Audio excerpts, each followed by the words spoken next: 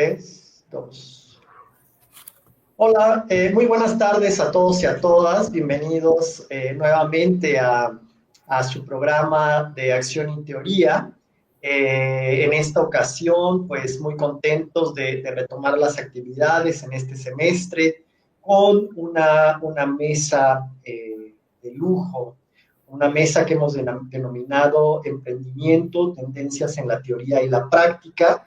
Y para ello, pues, nos hacen favor de estar el día de hoy con nosotros la doctora Anel Flores, la maestra egresada de nuestra maestría en estudios empresariales, Carla Díaz, y actualmente estudiante del doctorado. A continuación vamos obviamente a leer las reseñas curriculares. Y el doctor Juan Morúa, que ya todos ustedes conocen. Bueno, pues para comenzar y ser muy ágiles en esta presentación, me voy a permitir leer el resumen curricular de la doctora Anel. Posteriormente, la maestra Clara nos va a ayudar a leer las reseñas de la maestra Carla Díaz y del doctor Juan Moro. Muy bien, pues nuevamente bienvenida a la doctora Anel Flores Novelo, quien es profesora de tiempo completo de la Facultad de Contaduría y Administración de la Universidad Autónoma de Yucatán, donde coordina el programa de emprendedores. Por eso es que se va a ser muy interesante escuchar lo que está haciendo actualmente. Anel es doctora en Ciencias de la Administración por la Universidad Nacional Autónoma de México. Cuenta con una maestría en Planificación y Desarrollo Regional y una licenciatura en Administración por el Instituto Tecnológico de Mérida. Es miembro del Sistema Nacional de Investigadores y su trabajo académico se centra, por supuesto, en el emprendimiento, la mercadotecnia y el desarrollo regional sostenible, con énfasis en los sistemas agroalimentarios locales y el emprendimiento social.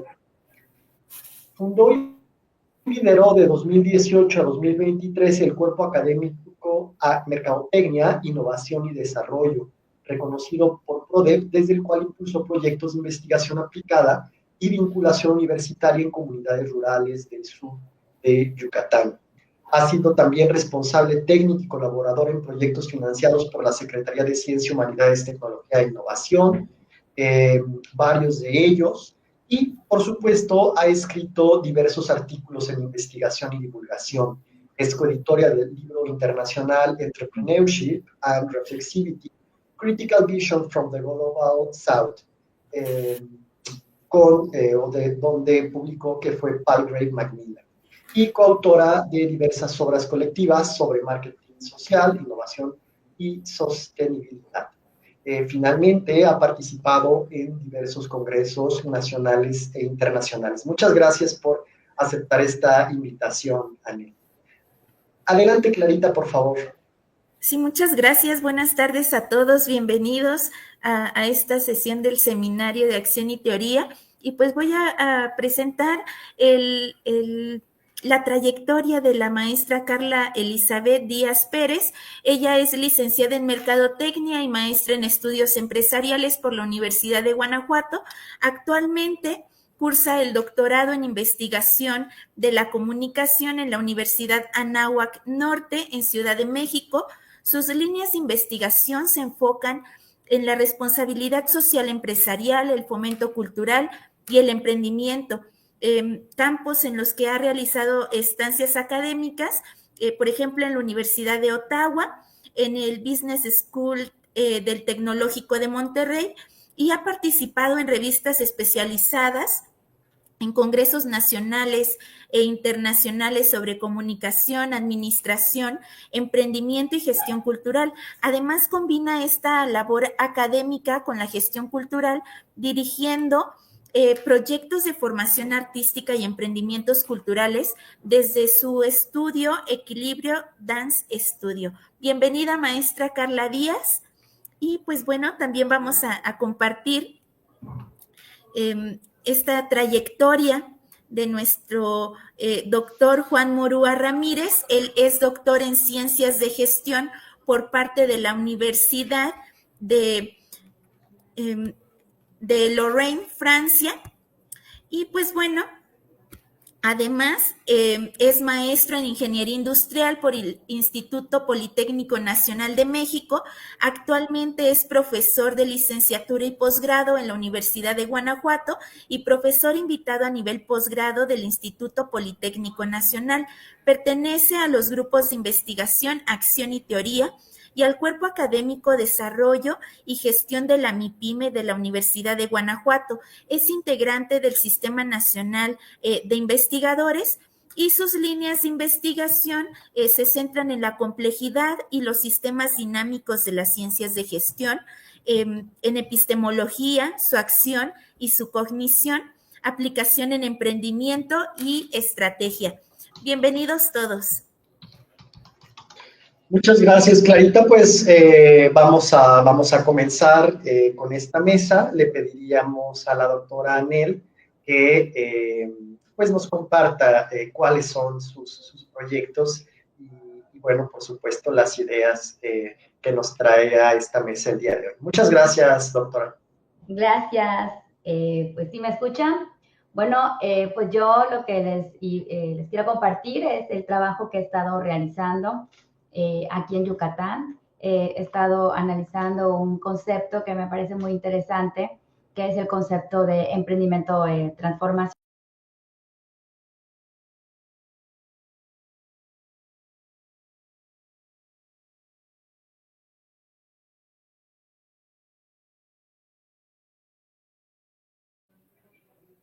Parece que estamos teniendo algunos problemas con la conexión de la doctora.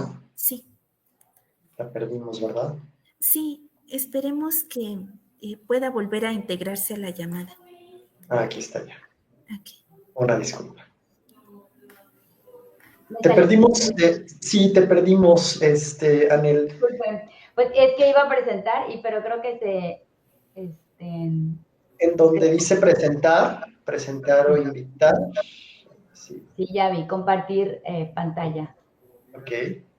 Sí, ok. Ahí está, y lo voy a agregar. Excelente. Sí, ahí bueno, estamos. Espero que se esté compartiendo mi pantalla. Este es un caso en el cual estoy trabajando, se llama Casa del Agua Yaxachén.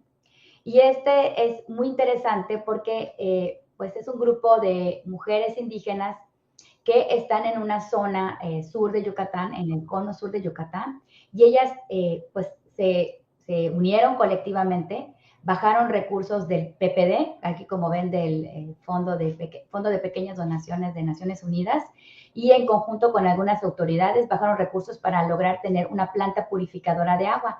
Uno de los problemas que ellas estaban enfrentando, pues es precisamente la falta de agua por pues, las lluvias que hubieron en Cristóbal, por ejemplo, en el año 2022 más o menos, pues hicieron que pues hay una inundación en las zonas donde ellas estaban pues, viviendo, perdieron pues prácticamente sus casas, sus medios de vida y varias y pues obviamente varios impactos económicos, y lo que ellas hicieron es que se unieron colectivamente, bajaron estos recursos y están tratando de, pues de llevar a cabo este negocio de purificación de agua. Si bien la vocación primaria del proyecto es proveerles de agua sin fines de lucro, pero pues bien que es una idea emprendedora en la que ellas pueden empezar a trabajar. Esto me gustó muchísimo y este caso me pareció súper interesante porque pues pone pues sobre la mesa que el emprendimiento pues va más allá de los fines económicos, ¿no? Hay emprendimientos que cuyo digamos, aspecto detonador para que este emprendimiento pueda desarrollarse es más una necesidad, incluso una necesidad colectiva. Y eso es lo que nos llevó a mí y a mi cuerpo académico, pues explorar, pues qué modelo de emprendimiento se ajustaba a pues a esta Casa del Agua. Y empezamos a trabajar sobre el emprendimiento transformacional. Hicimos un análisis bibliométrico acerca del emprendimiento transformacional y vimos que es un área que va ganando, pues temas en los temas de investigación. No sé si están viendo mi presentación de PowerPoint o siguen viendo Sí se ve una pantalla que dice mecanismo comunitario de resistencia. Entonces, ahorita les voy a presentar mis diapositivas de mi computadora. No me lo permite presentar.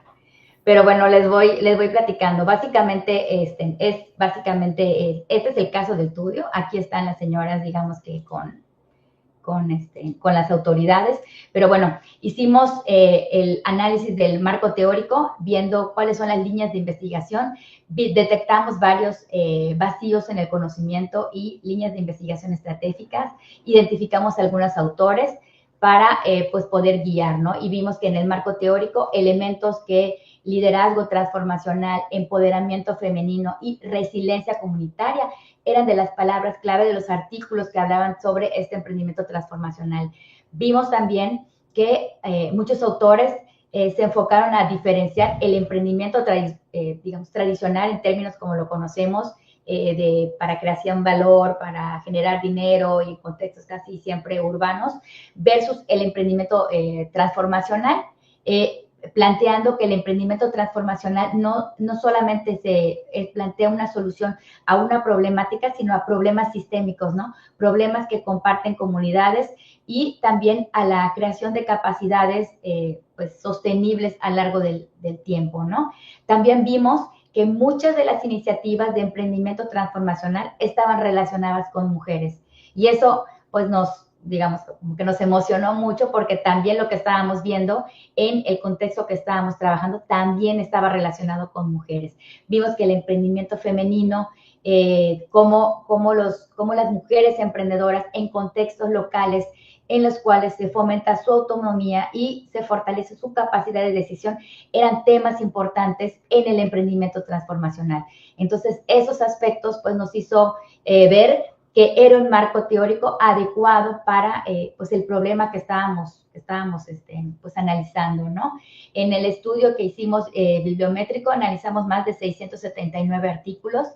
Vimos que las palabras clave en esos 679 artículos utilizando el software BiblioShiny y la base de datos de Scopus, vimos que emprendimiento femenino, desarrollo humano, resiliencia, población rural, eran las palabras más frecuentes en el estudio del emprendimiento femenino. Vimos también que el emprendimiento transformacional pues es un campo que está en crecimiento. Vemos que hay muchas publicaciones en Asia, muchas publicaciones en África y que en Latinoamérica todavía hay una brecha importante en el estudio del emprendimiento transformacional. Entonces vimos este caso que les platiqué de Casa del Agua como uno de los, digamos, de los casos que podemos ilustrar. Pero inclusive hemos trabajado no solamente con el caso de Casa del Agua, estamos también trabajando con Casa de las Semillas, que es otro grupo de mujeres que está preocupado más por conservar la biodiversidad, digamos, el inventario de semillas, ¿no? Ellas estaban planteando, digamos, compartiendo la necesidad de que muchas de las semillas tradicionales de las plantas de sus abuelos y de sus antepasados que pues frecuentemente se encontraban en sus localidades ya eran difíciles de encontrar y ya no estaban disponibles. Entonces se organizaron y empezaron a desarrollar pues una casa de semillas, ¿no? Algo interesante que surgió es que no le quisieran poner banco de semillas porque ellas estaban relacionando banco con algo monetario y ellas decían, no, es que no, esto no es dinero, no queremos que sea, las semillas no lo vean como parte, como riqueza económica, ¿no? Como que lo veían más con términos de que sea la casa donde podemos encontrar las semillas, donde podemos intercambiar las semillas y estas semillas pues se pueden ir compartiendo, ¿no? Una trae sus semillas y luego comparte con otros las semillas. Entonces, esta era la intención de esta Casa de las Semillas que también nos pareció muy interesante y también estamos trabajando con otro grupo donde están desarrollando una casa de miel. También nosotros pues vivimos en una zona donde pues la selva es importante, tenemos una población de abejas, de pues, diferentes variedades. Una de las variedades es la melipona y esta abeja, pues, debido a su, digamos, su potencial económico es limitado porque la capacidad de producción de las abejas meliponas es poca comparado con otras especies como la apis, que pues produce mucho más. entonces se estaba perdiendo pues digamos, este tipo de miel y de otras también abejas endémicas, y entonces ellas decidieron hacer una casa de la miel donde se puedan resguardar pues estos espacios de miel, ¿no? Entonces estos 3 casos de la casa del agua, la casa de las semillas y la casa de miel, pues digamos que pueden ser un marco, o sea, unos casos donde se pueden enmarcar y podemos identificar aspectos del emprendimiento transformacional, en el sentido de que son poblaciones en condiciones rurales, situaciones de crisis como el cambio climático, como las lluvias, como esos aspectos de pérdida de biodiversidad provocan, digamos, que esta necesidad colectiva y esta iniciativa de poder llevar a cabo estas empresas, ¿no? Ahora, el reto grande que nos enfrentamos, yo creo que son en 2 vertientes. Primero, en la generación de valor. O sea, hoy por hoy estas iniciativas trabajan en números rojos. Estamos en el área de económico-administrativa. Sabemos que los proyectos que están en números rojos, que no generan ingresos, pues son proyectos que no pueden sostenerse a lo largo del tiempo, ¿no? Necesitan siempre ayudas de financiadoras para que se puedan sobrevivir. Cuando el organismo financiador se va, pues este proyecto también tiene peligro de extinguirse. Entonces, el gran reto es, digamos, que poder incorporar este aspecto de la dinámica de utilidades, ¿no? Cómo poder generar valor económico a partir de estas iniciativas, cuyo inicio no fue económico, pero necesita este valor económico para poder sostenerse en el tiempo. Entonces, yo creo que en las iniciativas, esta parte de la creación de valor económico es uno de los grandes retos para poderlas sostener. Y otro de los grandes retos también se debe, yo creo que a la organización. Si bien hemos tenido, pues, yo creo que en términos sociales, grandes avances en cuanto a el derecho de las mujeres de participar, el derecho de organizarse y de pues llevar a cabo trabajo fuera del ámbito doméstico, sí es en el día a día, ahora sí que en el día a día del trabajo, esto no es, digamos, como que tan perceptible, ¿no? Las mujeres que trabajan estas iniciativas, pues tienen tiempo limitado para poder llevar a cabo esas actividades. Muchas veces cuando estamos dándoles acompañamiento, pues nos ajustamos a sus tiempos libres en términos de sus labores domésticas, por ejemplo, ¿no? Y también en cuanto a la propiedad, ¿no? Hemos enfrentado algunos problemas en cuanto a la propiedad de la tierra, de los medios de producción, porque pues por su misma condición de ser mujeres es difícil que se organicen de forma legal, es difícil que podamos constituirnos, y la división de los roles, la división de las responsabilidades, incluso las responsabilidades legales, cuando se quieren constituir legalmente como cooperativas. Entonces nos enfrentamos yo creo que estos son de los retos más importantes, ¿no?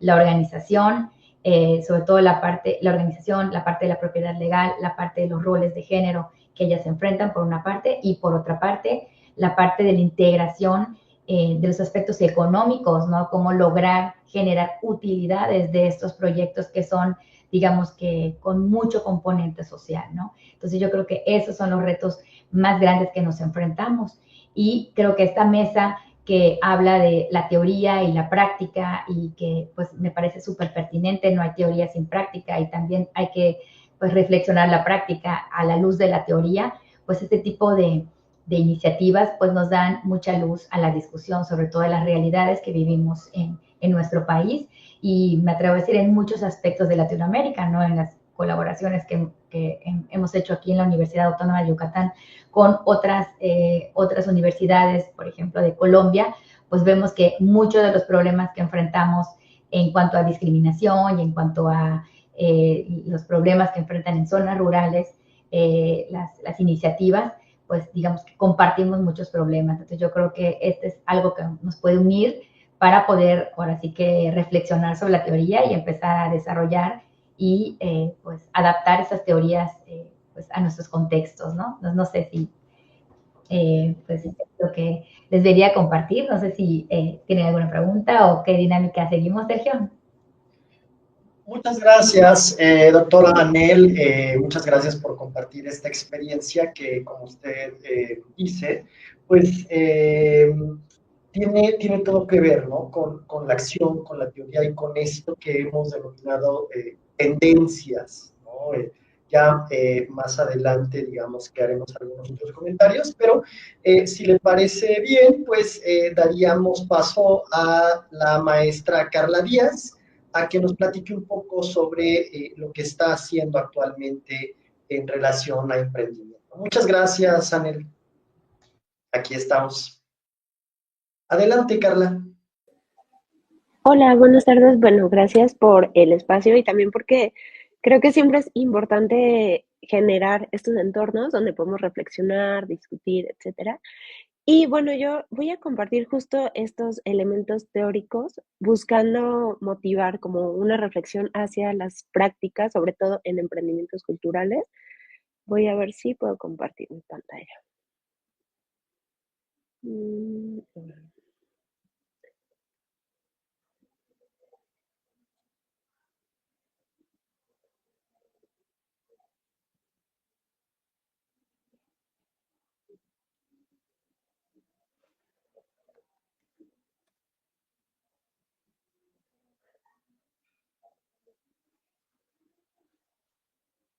Parece que se está tardando un poquito nada más, ¿verdad? Ya sé, ¿sí se ve o no? No. No, pareciera que estás compartiendo algo, pero no se ve. En donde dicen ¿Ya? más, vamos a ver. Ahí va. Listo, ahí estamos. ¿Lista? Ok, gracias. Adelante. Bueno, gracias. Bueno, hoy el motivo de reflexión es justo emprendimiento cultural como agente de reconfiguración en el campo social. Y vamos a tomarlo desde, bueno, lo voy a abordar desde esta perspectiva de la teoría del capital y de los campos de Pierre Bourdieu. Entonces, justo ahorita con la intervención anterior, pues hablamos como de estos modelos híbridos que en este caso, pues no está como distante los elementos culturales o los elementos sociales de los económicos y em, estos emprendimientos culturales desafían esta dinámica tradicional de acumulación y distribución del capital cultural. Entonces, como objetivo de estos elementos que voy a compartir es justo analizar la función del emprendimiento cultural en la producción, legitimación y circulación del capital cultural. Entonces, bueno, me gustaría empezar como a dar un poco de contexto sobre el campo social, ¿no? El campo social como un espacio donde intervienen diferentes fuerzas, donde intervienen elementos de poder y también elementos de capital. Entonces, el campo social está pues concebido como un espacio estructurado de posiciones, que es justo estas relaciones de poder, donde los agentes, las instituciones compiten y sobre todo legitiman. O sea, dicen como lo que puede ser o no valioso, lo que gusta o no dentro de determinados capitales, en este caso el capital cultural. Y bueno, el campo se entiende como un universo de creencias, de ilusiones compartidas y de inversión en juego. Esta perspectiva me parece interesante porque justo habla de inversión en el juego. Es como, bueno, estamos involucrados en este mismo juego, en este mismo campo, que estamos con la disposición de invertir, de hacer algo para que el juego funcione, como en este sentido de grupo, etcétera. Entonces, como para tener estos elementos de juego. Entonces, bueno, el emprendimiento cultural opera entre estas dos intersecciones, tanto en el campo de la producción cultural, que era lo que les decía, legitima, pero también en el campo económico. El emprendimiento, al final de cuentas, lo que busca es esta rentabilidad, ¿no?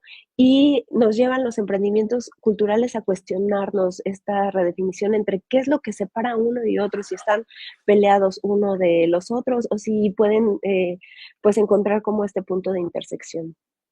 El, el capital cultural lo podemos entender o lo presenta en esta perspectiva desde tres modalidades. Uno es el capital incorporado, es lo que nosotros tenemos como la percepción propia, cómo nos apropiamos nosotros de las obras artísticas, lo que nos hace que nosotros llevemos estas experiencias cuando vemos una pintura y nos gusta mucho, con esta sensación de escuchar alguna pieza musical y sentir algo, o sea, este es el capital incorporado, lo que hacemos nuestro. ¿Esto qué es lo que sucede con el capital incorporado? Pues que requiere una inversión de tiempo personal, y requiere todos estos procesos formativos. El capital objetivado son estos bienes ya culturales materializados, los libros, las pinturas, tal cual. Y ahora ya en entornos digitales, pues vemos que este capital objetivado también tiene otras acepciones, ¿no? Vemos que ya podemos tener capital objetivado a través de medios digitales, la música, incluso algunas por producciones audiovisuales, etcétera. Bueno, es transferible, esto es como los elementos como a reflexión, es transferible en su materialidad, pero no en su apreciación. O sea, yo puedo regalarle a alguien un libro, por ejemplo, a mí, este, hace unos años me regalaron Rayuela de Cortázar, y esa persona que me lo regaló, para él era muy, muy importante ese libro, y a mí me costó trabajo entender el libro y apropiarlo. Entonces, podemos transferir esta materialidad, pero no la apreciación de la materialidad.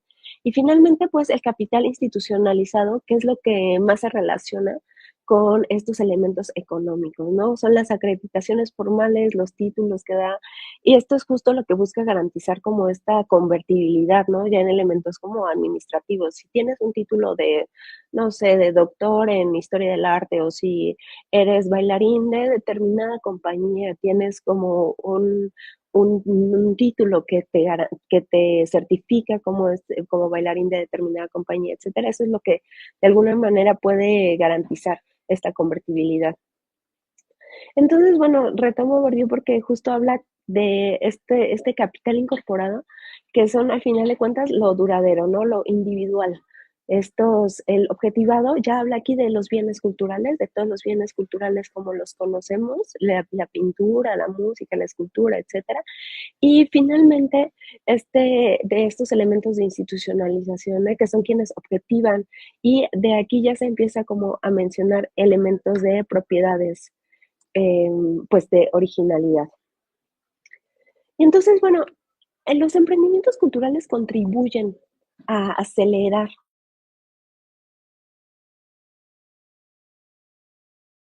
eh, el hábitus se entiende como una disposición duradera, una disposición como la forma en que nosotros adquirimos los elementos sociales y cómo los apropiamos, ¿no? Entonces, ¿qué es lo que pasa? Que se habla que en el capital cultural, pues al final requiere mucho tiempo irlo transfiriendo, irnos apropiando de este capital cultural. Y los emprendimientos culturales contribuyen a acelerar estos mecanismos de transferencia, de apropiación. Entonces, bueno, los emprendimientos culturales actúan como mediadores, entendiéndolos a los mediadores como intermediarios. O sea, como quienes nos dan como un filtro, como quien filtra esta realidad en el caso del arte, ¿no? Como quien filtra las experiencias que tenemos con el arte. Entonces, es un mecanismo de mediación que innova en la circulación. O sea, nos filtra las experiencias a través de obras de arte, a través de este tipo de plataformas que tenemos de streaming, que comparten lo que hacen, no sé, en elementos de música, o incluso algunos creadores nos comparten todo su proceso para hacer alguna pintura, etcétera. Entonces, son mediadores porque ayudan a filtrar y a dispersar la experiencia estética. Bueno, esto valoriza a bienes culturales que tal vez eran de alguna manera marginados, o que es difícil que pues pueden llegar a ser socializados. Estamos hablando tanto de artesanos, de artistas emergentes, de algunas compañías también experimentales, ¿no? El emprendimiento cultural también crea nuevas clasificaciones profesionales, y esto tiene que ver con la institucionalización del capital cultural, ¿no? Ahí ya crea pues los gestores culturales, lo que se llama como community manager cultural, que es quien está en redes sociales, está compartiendo lo que se está haciendo dentro del emprendimiento cultural. Y esto hace que el campo académico tenga que expandirse o redefinir las acreditaciones. Entonces ya no nada más es quien tiene el título como doctor en historia del arte, sino que también esto modifica la forma en la que las personas están acreditadas dentro del campo cultural. Y bueno, justo habla Bourdieu que el capital cultural objetivado solo puede ser apropiado y utilizado por quienes poseen el capital cultural incorporado. Entonces nos habla justo de que esta apreciación solo se va a dar a quienes se apropian, quienes hacen suyo la obra artística, y los emprendimientos culturales nos ayudan a modificar esta apropiación, hacen que, bueno, lo vamos a ver un poquito más adelante, que se democratice estos elementos. Bueno, y el emprendimiento cultural justo tiene como elementos subversivos en el campo cultural, porque muchos emprendedores culturales suelen desafiar como las reglas no escritas, o pues suelen desafiar estas reglas que ya están impuestas, ¿no? Y entonces, de los campos culturales tradicionales, es ahí donde surgen justamente estos nuevos artistas, estas nuevas corrientes artísticas, que son un poco más sí, o sea, que buscan otras formas de expresión. Priorizan la accesibilidad, la participación y aquí la rentabilidad, que eso tiene una lógica totalmente económica, y se oponen a la distinción y, bueno, aquí está, perdón, aquí tuve un error, está al revés, ¿no? O sea, priorizan la accesibilidad, la participación, la rentabilidad, que tiene elementos de capital económico, y también se oponen a la lógica de distinción y escasez del capital cultural de las instituciones establecidas. ¿Qué es lo que pasa? Que el capital cultural ya está como que a veces es como muy cerrado, no solo se dice quién puede hacer y quién no, pero los emprendimientos culturales desafían este capital cultural, estos medios que ya están establecidos. Entonces, bueno, cuando un emprendimiento cultural tiene éxito, genera capital social simbólico. Cuando un emprendimiento cultural tiene éxito, genera cierto reconocimiento social, y entonces este capital cultural pasa y puede obtener recursos, ya sea a través de patrocinios, a través de que haya más gente que se sume a la iniciativa, y bueno, contribuye a la reducción de desigualdades sociales pues ya en elementos como más amplios. Y bueno, esto me lleva como justo a poder establecer algunas líneas de investigación o motivos para poder investigar. Uno es los emprendimientos culturales como elementos que disuelven las fronteras entre lo puramente económico y lo puramente cultural. Entonces, nos obliga a reexaminar esta autonomía relativa de cada uno de los campos, sino que conviven al final los campos. También nos puede motivar una reflexión sobre las métricas, que no nada más medir cuánto se está produciendo en términos económicos, que es este retorno de inversión, este ROE del que se habla usualmente, sino también medir los retornos sociales en inversión cultural. Y finalmente, bueno, analizar la influencia de los emprendimientos culturales en la reproducción social en entornos periféricos. O sea, y justo ahorita el ejemplo anterior nos hablaba de estas comunidades como que tienen algunos como vulnerabilidades. Entonces, también en entornos periféricos hay elementos culturales que pues qué tanto se está motivando esta reproducción social en estos entornos, y la lucha por la legitimidad cultural en la periferia, que era lo que les decía, todas estas expresiones artísticas como que no son tradicionales, sino que son un poco, pues sí, subversivas, que buscan algunos otros elementos de expresión cultural. Entonces, bueno, como conclusión podemos como de manera general, ¿no? Reflexionar sobre que los emprendimientos culturales es una manifestación contemporánea entre arte, gestión y economía. Su función del emprendimiento cultural, pues, puede ser ampliar la base de acumulación del capital cultural, hacerlo más dinámico y desafiar esta desigualdad de acceso, que era lo que les decía, democratizar las prácticas culturales, democratizar este capital cultural. Y finalmente, el apoyo a los emprendimientos culturales es una estrategia de inversión en capital humano y social, no solo una política de fomento artístico. Entonces, invertir como iniciamos, ¿no? Invertir en emprendimientos culturales es invertir en una reproducción amplia del capital cultural en la sociedad, y pues permite su reconfiguración. Finalmente le pedí a la inteligencia que diseñara como esta imagen donde pues hace la diferencia entre una sociedad en donde pues las librerías están vacías, en donde hay actividad económica, pero no hay que la música solo se escucha de fondo, que no hay gente en los museos, versus una sociedad en donde en cada esquina hay un emprendimiento cultural, en donde se comparte la música, en donde se comparten estos elementos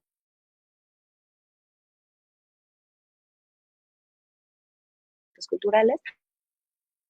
Esta es la imagen que me arroja y creo que el capital, todos los elementos culturales y los emprendimientos en particular que surgen de la sociedad pueden aportar para los elementos económicos.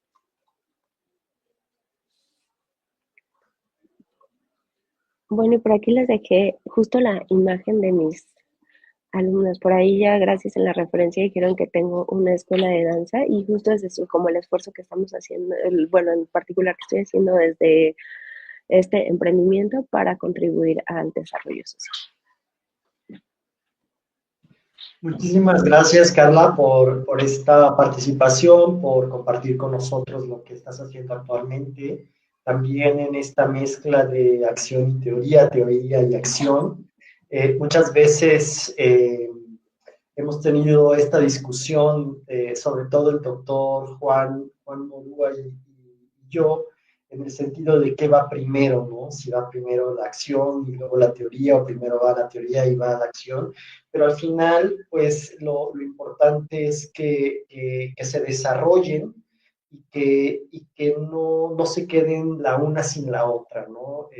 Más adelante también procuraré hacer una reflexión final al respecto, pero por lo pronto, pues te agradecemos mucho nuevamente tu participación y damos paso ahora al doctor Juan Morúa. Muchas gracias, Carla. Adelante, doctor. A ver, voy a compartir pantalla.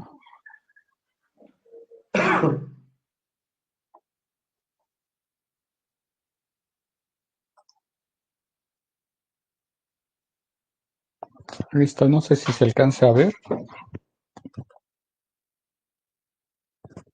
Sí, ya estamos listos. Okay. Adelante.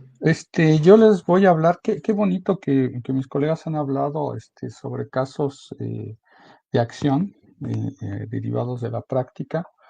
Yo les voy a hablar un poquito más de la teoría. No quiere decir que esa teoría no haya salido de la práctica, sino al contrario. Les voy a platicar del emprendimiento cognitivo desde el enfoque constructivista, que es completamente derivado de la práctica. Y lo interesante del asunto es que pone al centro al individuo, es decir, al emprendedor, su aspecto cognitivo, es decir, lo que sabe, cómo resuelve problemas, lo que tiene de experiencia, ese bagaje que ya trae de su historia, y el aspecto constructivista, que quiere decir que se va a lanzar a la construcción de algo, ¿no? A crear, a desarrollar. Bajo este punto de vista cognitivo-constructivista, pues todos los individuos que se lanzan en cualquier proyecto, pues son emprendedores, ¿no? Entonces abarca este gran espacio del emprendimiento hacia todas las áreas, no nada más al área privada, a generar dinero, sino a todo tipo de emprendimiento. ¿Qué es lo que...? Hay muchas corrientes de constructivistas del emprendimiento. Tenemos a la efectuación de Sarabhati, que nos dice que lo más importante es el presente, los recursos que tiene el individuo, las redes, las ideas, y que el futuro debe de ser más o menos definido. Prácticamente ahí se centra esta autora en la acción y en los recursos que se tienen. Existe también otra que es la acción de emprendimiento desarrollado por Christopher Schmidt, que para él, igual, acuérdense, es el mismo concepto de centrarse al individuo y su cognición. Para él es crear situaciones, es decir, un momento dado, con ciertos recursos, con ciertos objetivos, y que intervenga un grupo de personas, ¿no? Es decir, actuar en esa situación por acción. Esto está ligado con la idea pedagógica de que nosotros aprendemos en situaciones, ¿no? Y el objetivo de esa acción de emprendimiento no solamente es crear situaciones y actuar, sino darle sentido a la realidad. Es decir, los actores ya en conjunto, tanto al emprendedor con ese conjunto de actores a los cuales se debe de acercar, pues debe de dar un sentido a la realidad, y ese sentido a la realidad le va a ayudar a redefinir o a reflexionar su proyecto de emprendimiento. Y finalmente el enfoque cognitivo, que liga cognición con acción, entendiendo la cognición como esa capacidad del individuo, no solamente de lo que ya aprendió, sino de resolver, de definir problemas y de resolver los problemas. Es decir, ya trae toda una historia que le permite que ya lo sitúa en cierto nivel de cognición. Ese enfoque cognitivo está ligando a acción y a la reflexión. Es decir, no solamente se invita al individuo a hacer o a aprender, sino a reflexionar y a reflexionar sobre sí mismo, a reflexionar sobre su proyecto. Entonces, aquí la idea es que se parte de una realidad que es una definición, por eso lo constructivo, que se tiene que construir y esa realidad tiene una influencia tanto en lo cognitivo como en la acción como en la reflexión. Y a la vez esa triada de cognitivo, acción, reflexión modifica la realidad de los individuos. Entonces, el enfoque cognitivo no solamente busca que el individuo resuelva problemas, sino que se transforme, que se cambie esa realidad sobre la cual está basando toda su idea de emprendimiento, todo su proyecto de emprendimiento. Tanto en la acción de emprendimiento como en el enfoque cognitivo se requiere de alguien que les ayude en una intervención. Y acuérdense, es importante en lo cognitivo que el emprendedor aprenda. Aparte, este enfoque cognitivo se basa en la idea de que el individuo es una unidad compleja, es decir, que no solo debe de buscar acercarse a su aspecto social, como en algunos casos, ¿no? O buscar el aspecto económico, sino que contemple también que el emprendedor es una persona con una psicología, una personalidad, etcétera, que tiene que cuidar, que el emprendedor también es un ser biológico que tiene que cuidar esa salud, ese aspecto biológico que tiene y que también contempla su aspecto social, es decir, la relación con los otros. Muchas veces la imagen del emprendedor es alguien que se sacrifica, que se desvive, que tiene, inclusive algunas ideas son que tiene que tener ciertos problemas psicológicos. No, yo creo que es ese equilibrio entre lo social, lo biológico y lo psicológico. Y esto no nada más para el emprendedor como individuo, sino a todos los individuos con los cuales interactúa. Es aclarar que este emprendimiento cognitivo pues va a determinar que tenemos tanto restricciones, esos aspectos sociales, biológicos y psicológicos nos restringen como nos limitan en la acción.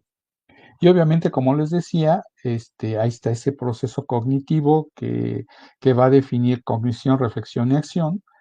Y aquí está niveles de realidad que define Waslawick, ¿no? Que son importantes.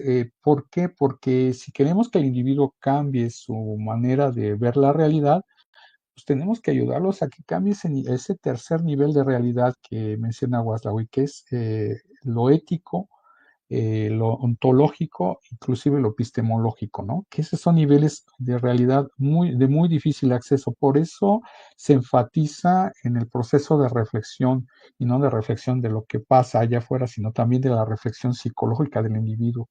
Y por eso da ese sentido ético y lo que se busca es que construya una nueva realidad a través de su proyecto. El observador, si nosotros nos fijamos, entonces tendríamos tres niveles: el objeto fenómeno en su existencia, el emprendedor o su equipo de trabajo, que tendrían observaciones directas sobre ese objeto, fenómeno y observaciones indirectas, y el interventor, que va a observar a los demás. Y aquí es lo interesante, se invita también a cada uno de los individuos que suma el rol del nivel 3 y que se intente observarse observando, es decir, incluir en el estudio, en el problema, al observador y su propia percepción. Entonces, ahí estamos esos tres niveles para buscar que se redefina esa construcción de la realidad y que los individuos aprendan también reflexionando.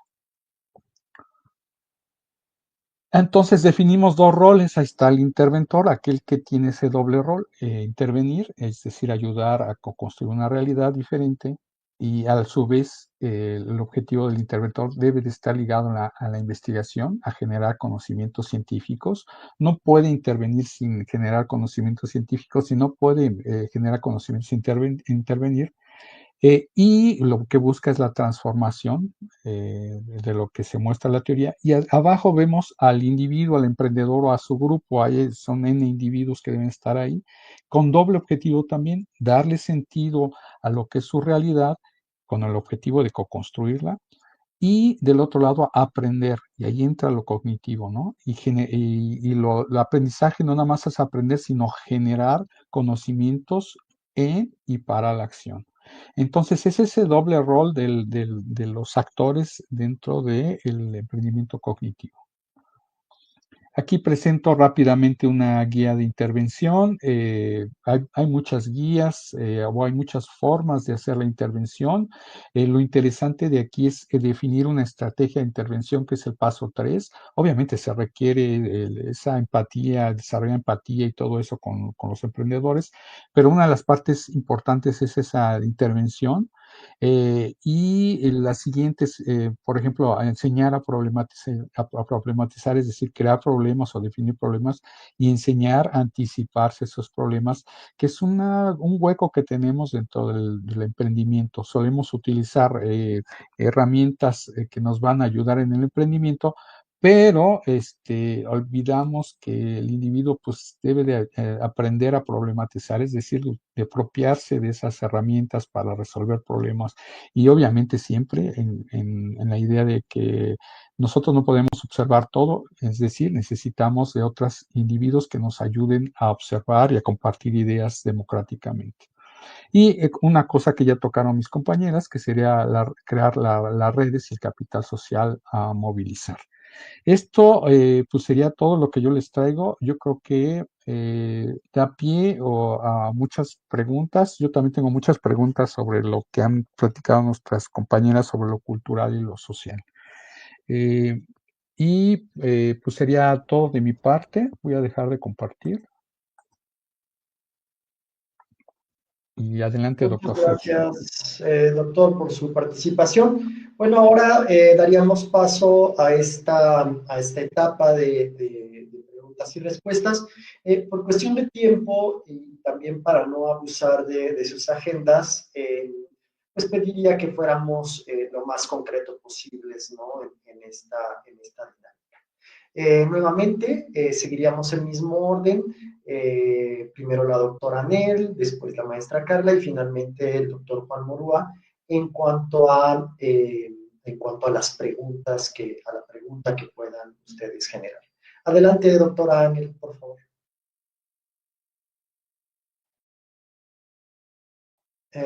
Está en mute. Ya vi, perdón. Bueno, pues como Juan acaba de concluir, es la pregunta que tengo más fresca, ¿no? Oye, Juan, pues gracias por la explicación, la verdad muy interesante, como siempre, muy integrada esta parte cognitiva y esta parte del emprendedor. Y la pregunta es, tú en tu modelo planteas aspectos biológicos, psicológicos y sociales, ¿no? Como parte de la dinámica o lo que integra al emprendedor.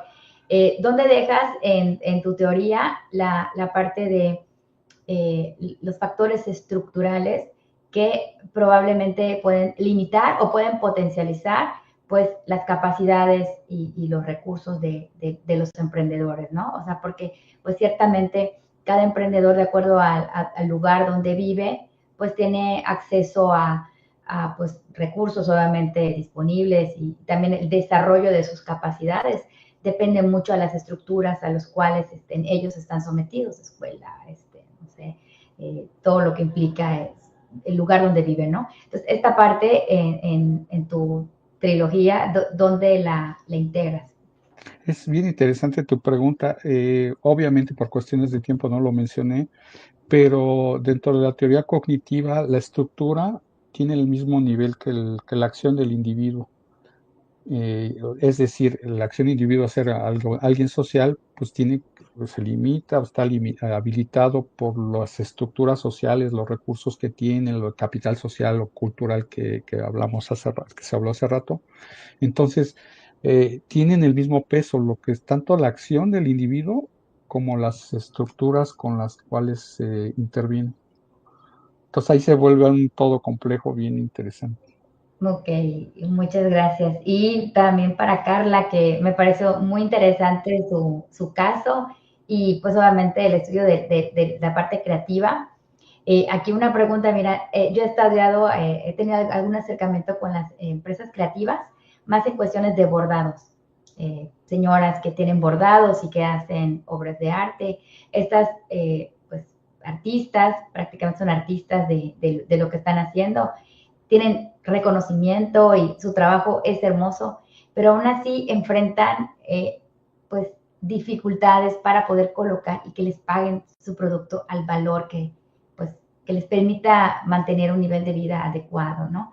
Entonces, no sé si me tienes algún comentario, este reto que tienen las empresas creativas es solamente, digamos, la cuestión de la valoración de su obra artística.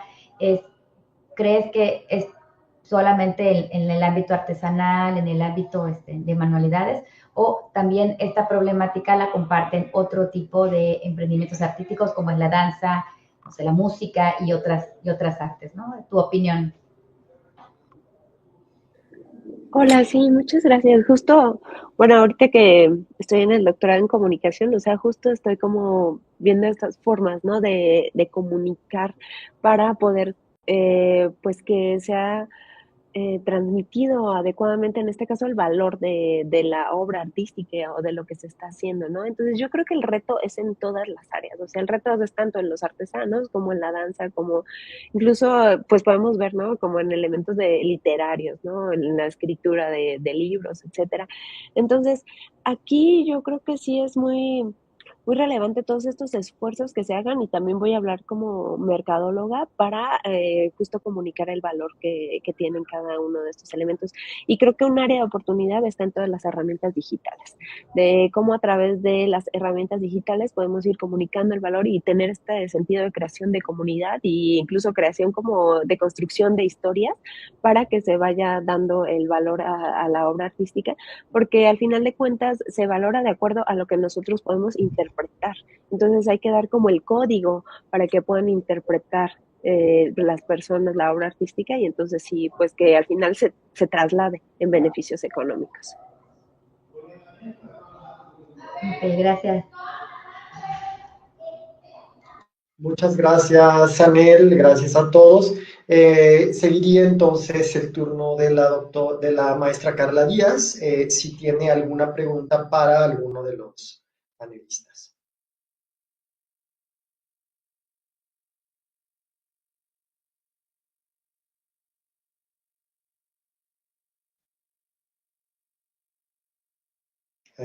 ¿Sí nos escuchaste, Carla?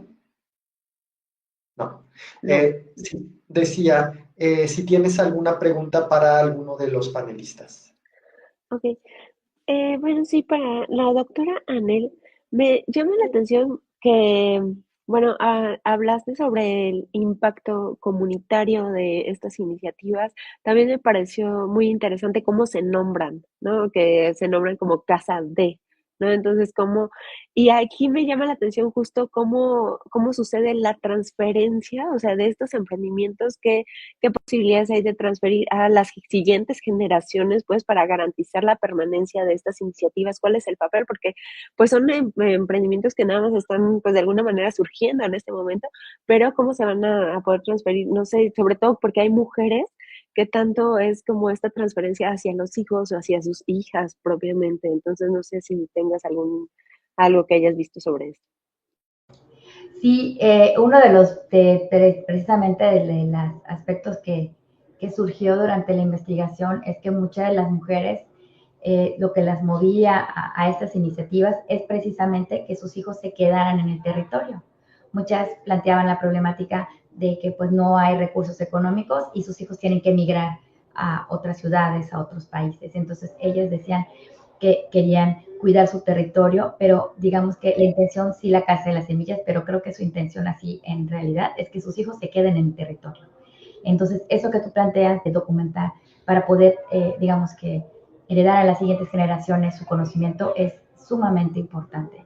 También otro de los aspectos que nuestro proyecto identificó es que, pues, el sistema productivo de Yucatán es la milpa maya y los jóvenes no se quieren quedar trabajando en la milpa maya, quieren también migrar y quieren irse.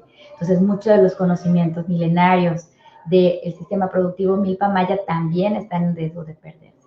Entonces, no solamente es estas cuestiones de la casa de la miel, la casa del agua, la casa de las semillas, sino también valores, pues digamos, conocimientos de la propia cultura maya de su sistema de producción, también están en riesgo de perderse. Entonces, la documentación es muy importante.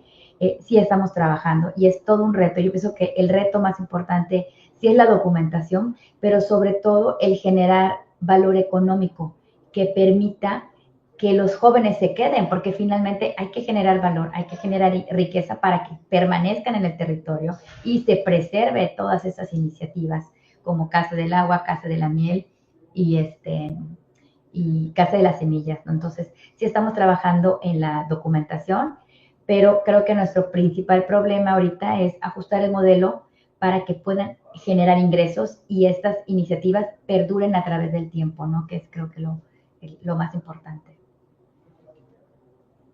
Muchas gracias a ambas. A continuación le pediría al doctor Juan Morúa que haga la pregunta a quien considere. Sé que hay muchas preguntas, sé que quisiéramos como ahondar en muchas cosas, pero como digo, la idea de esta mesa pues es justamente que y bueno, también es uno de los objetivos con los que ha comenzado desde su origen este canal de Acción en Teoría, es saber qué están haciendo, qué estamos haciendo los profesores, los estudiantes, la comunidad académica, y que entonces al conocer qué se está haciendo, pues podamos sumarnos de alguna u otra manera, si es nuestro interés, a estos proyectos. Entonces, estoy seguro que habrá más oportunidades, pero nuevamente por cuestión de tiempo, le pediría al doctor Juan que hiciera una pregunta a quien considere en este momento. Muchas gracias.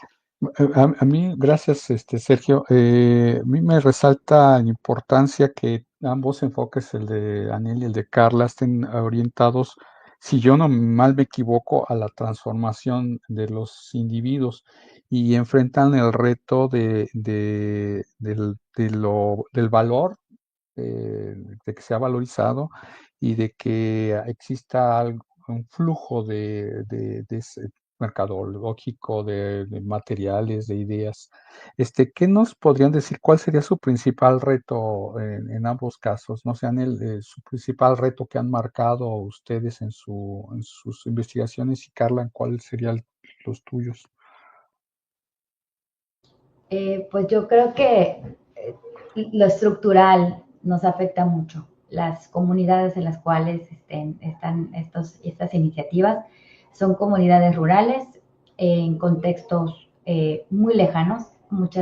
La carretera tiene muchos problemas, o sea, hay problemas de transporte, no hay servicios bancarios, no hay servicios comerciales.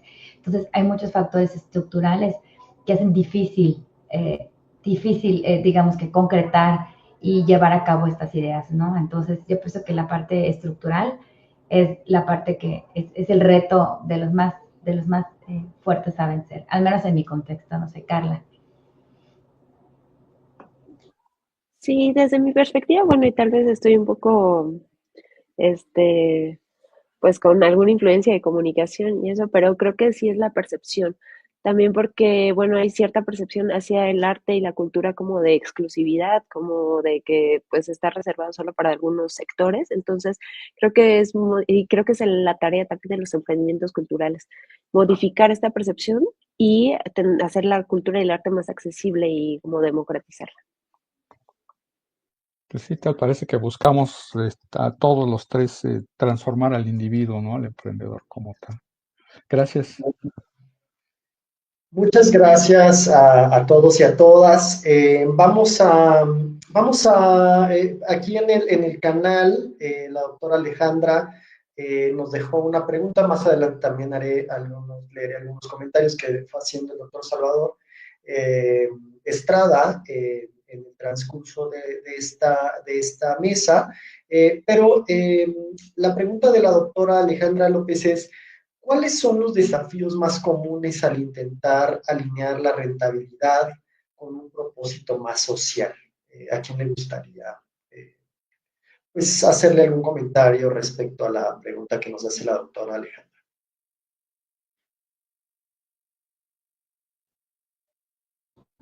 Pues yo trabajo aspectos sociales. Creo que el reto más muchas veces pensamos que el aspecto social no debe de generar ingresos económicos, o sea, como que el fin social debe de prevalecer con respecto a la rentabilidad. Y yo pienso que no, o sea, de hecho, hay autores como Pralahat que mencionan que, o sea, los emprendimientos sociales sí pueden generar, de hecho, deben de generar utilidades para sostenerse a través del tiempo. Sobre todo en nuestros territorios rurales, yo creo que es muy, muy importante y urgente hacer que estos proyectos sean rentables, sobre todo generen riqueza para que los jóvenes se queden en los territorios, ¿no? O sea, el éxodo de zonas rurales hacia zonas urbanas pues, ha sido importante y pues puede comprometer pues, la capacidad pues, de nosotros, ¿no? De generar nuestros propios alimentos. Creo que sí es importante y urgente que hagamos eso. Y el reto más importante, yo creo que es eso, esta visión, cambiar de visión de que lo social no genera utilidades, sí debe de generar utilidades. Muchas gracias, doctora. ¿Quisieras agregar algo, Carla, Juan? Pues yo comparto esa idea, ¿no? Que sí es mejor que genere utilidad, rentabilidad. Quizás es un problema de comunicación, como dice Carla, ¿no? No hemos comunicado bien a la sociedad qué beneficios, qué impactos tiene el cuidar lo social, ¿no? Completamente. Muy bien, pues simplemente leer algunos comentarios que fue haciendo el doctor Salvador Estrada, quien vincula estas ideas que se han planteado el día de hoy en la mesa con sus líneas de investigación, sobre todo la más reciente que tiene que ver con la economía de colores. Y bueno, propone algunas ideas de cómo se puede relacionar, cómo se puede estudiar. También nos dejó por ahí una referencia a una conferencia que dio recientemente y hace también la reflexión respecto a que el emprendimiento transformacional también pudiera ser un paradigma más grande orientado a la administración 4.0, ¿no? Como siempre, el doctor Estrada haciendo algunas reflexiones muy interesantes en el transcurso de estas sesiones.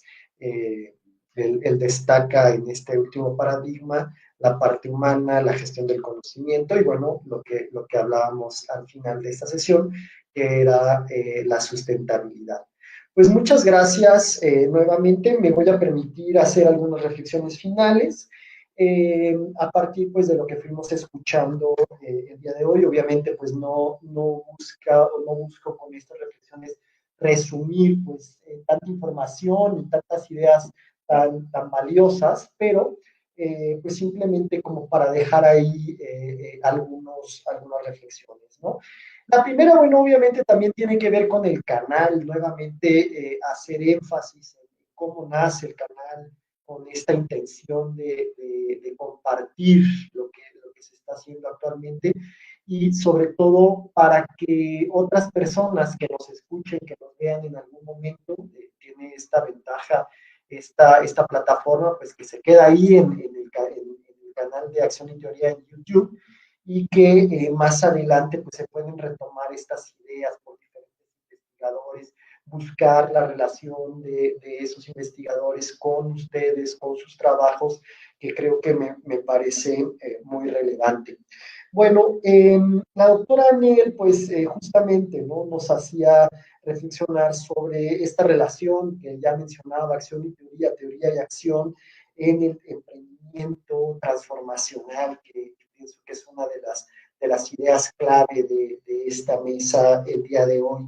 También me pareció muy relevante esta referencia que hace a la revisión de literatura que ha realizado para estos proyectos, en donde encuentra información de contextos, pues parecieran más similares al de nosotros, ¿no? Al de Latinoamérica, como son contextos en Asia y en África, ¿no?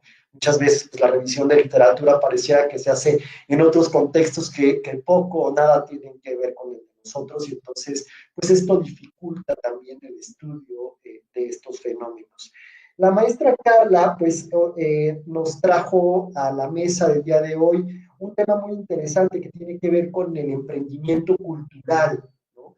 Cómo estos emprendimientos muchas veces, pues, poco o nada se estudian y ahí están también las personas, que hablaré más adelante de ellos, estos agentes que hacen que sucedan esas obras de teatro, esos conciertos musicales, esas óperas, esos espacios culturales, esas ferias de libro, y que poco se estudia al respecto, ¿no? Entonces, muchas felicidades a Carla por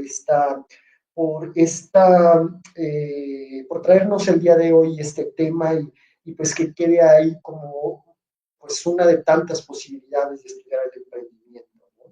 Y finalmente el doctor Juan Murúa creo que nos ayuda también, ¿no? A un poco concretar la idea del emprendimiento y el emprendedor sobre todo para entenderlo, ¿no? Él nos dice que todos los individuos que se lanzan al desarrollo de un proyecto pues son emprendedores y ahí entran justamente todos los diferentes tipos de emprendimiento, el emprendimiento social, el emprendimiento cultural, bueno, pues todas las vertientes que se pueden, o los vínculos que se pueden hacer con otras teorías.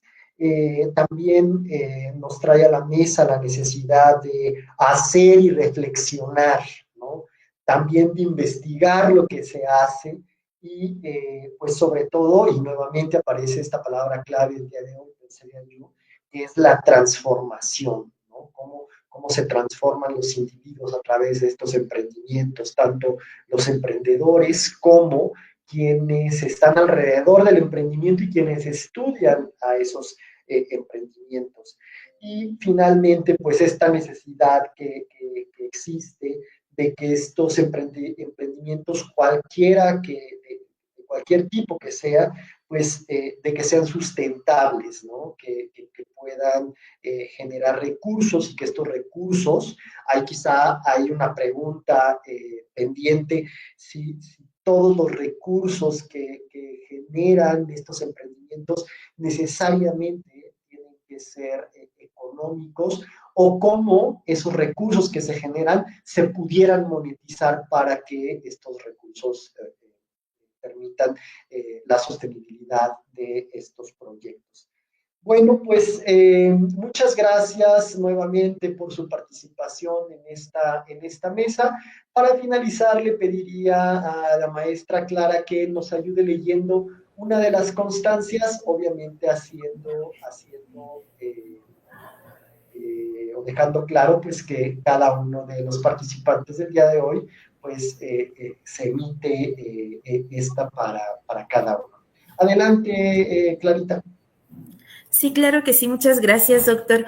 Bueno, pues damos lectura a estas constancias de participación. La Universidad de Guanajuato otorga la presente constancia a la doctora Anel, la maestra Carla Díaz, el doctor Juan Morúa, por su participación como ponentes en esta mesa de emprendimiento, tendencias en la teoría y práctica, llevada a cabo en el Seminario de Acción y Teoría, realizado en la División de Ciencias Sociales y Administrativas, Campus Celaya Salvatierra de la Universidad de Guanajuato, La Verdad os hará libres, Celaya, Guanajuato, 30 de octubre de 2025, y firma la doctora Alba María del Carmen, directora del Departamento de Finanzas y Administración, y firma también el doctor Roberto Godínez, director de la División de Ciencias Sociales y Administrativas, Campus Celaya Salvatierra, de la Universidad de Guanajuato. Muchas gracias por acompañarnos y por compartirnos estos temas tan interesantes. Muchas gracias Clarita, muchas gracias Carla, Anel, Juan. Y bueno, pues con esto finalizamos la mesa del día de hoy. Muchas gracias a todos aquellos que se pudieron conectar, por supuesto a la doctora Alejandra López, al doctor Salvador Estrada, que nos dejaron sus preguntas y comentarios, al usuario de YouTube, Axband, que también dejó algunos comentarios para los panelistas. Muchísimas gracias y pues nos vemos pronto para la siguiente emisión de este canal Acción y Teoría. Hasta siempre.